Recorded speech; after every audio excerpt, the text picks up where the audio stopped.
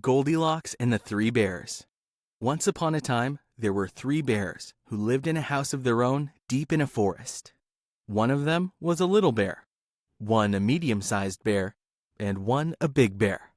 They each had a bowl for their porridge, a small bowl, a medium-sized bowl, and a great bowl. Also, they had each a chair to sit in, a small chair, a medium-sized chair, and a big chair. And they also had each a bed to sleep in, a small bed, a medium-sized bed, and a big bed. One day, after they carefully and neatly had made their beds and cooked porridge for breakfast, they took a walk in the woods while the porridge cooled in their bowls, so they wouldn't burn their mouths. They were polite, well-behaved bears. While they were away, a girl called Goldilocks, she had long, wavy blonde hair, passed by the house and peeped in the keyhole, for she was not at all a polite, well-behaved little girl. Seeing nobody home, she lifted the door's latch. The door was not locked because the three bears did nobody any harm and never suspected anybody would harm them. Goldilocks was pleased when she saw the porridge on the table. If she had been a good little girl, she would have waited for the three bears to come home, and perhaps they would have shared their breakfast. Unfortunately, Goldilocks was insolent and rude, so she set about helping herself. First, she tasted the porridge of the big bear, and that was too hot. Medium-sized bear's porridge was too cold, but little bear's porridge was just right. She liked it so much that she ate it all up. After Goldilocks finished breakfast, she sat down in the chair of the big bear, but it was too hard for her. Medium-sized bear's chair was too soft, but little bear's chair was just right. She sat in little bear's small chair so long that the bottom of the chair came out, and she fell to the ground, which made her very cross. Determined to rest, Goldilocks went upstairs into the bedchamber.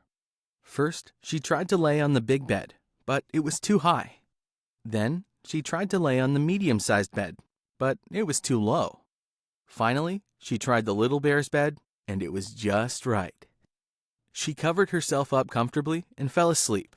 By this time, the three bears thought their porridge would be cool enough for them to eat, so they came home for breakfast. Careless Goldilocks had left the spoon of the big bear standing in his porridge. "Somebody has been at my porridge," said the big bear. Then the medium bear also saw her spoon stuck in the middle of her porridge. "Somebody has been at my porridge," said the medium-sized bear.